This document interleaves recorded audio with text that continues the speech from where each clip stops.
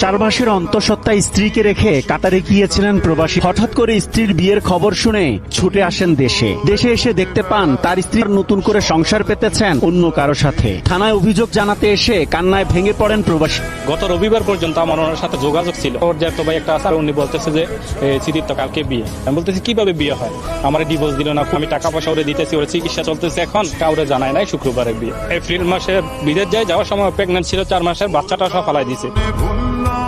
আমি আরো বলছিলাম যে আমার প্রথম বাচ্চা হলে হাফেজ ও বাচ্চাটা ফলাই।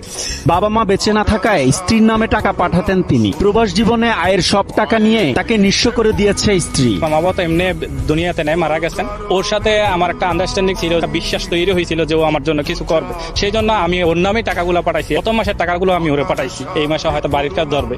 গত 3 বছরে ওরে মোট 18 লক্ষ টাকা পাঠাইছি। মা বাবা কেউ নাই। আমি আমার ফ্যামিলিরে একটু ভালো রাখার জন্য যে অ্যাকাউন্টে পাঠিয়েছেন, অ্যাকাউন্টটা কার নামে ছিল? ওর নামে। আমি ডিভোর্স দিলাম না, ও কিভাবে বিয়ে বসে গেল? এর আগেও সালমা আক্তারের নিরাপত্তার কথা বলে জোর করে 10 লাখ টাকা নিয়েছেন তার কাছ থেকে। আপনার কাছ থেকে 10 লাখ টাকা নিয়ে নিল, আবার তাকে বিশ্বাস করলেন কিভাবে? 10 লাখ টাকা দেওয়ার পরে একটা যারা ছিল জাহাঙ্গীর নাম, উনি বলতেছে আমি পাগল হয়ে গেছে, খানা টানা খায় না, মইরা যায়, তোর জন্য পাগল হয়ে গেছে, ও প্রেগনেন্ট। মানবতা আমার ভিতরে কাজ করছিল। প্রবাসীরা দাঁড়া দাঁড়া ঘুরতে পারে কিন্তু কোনো বিচার পায় না।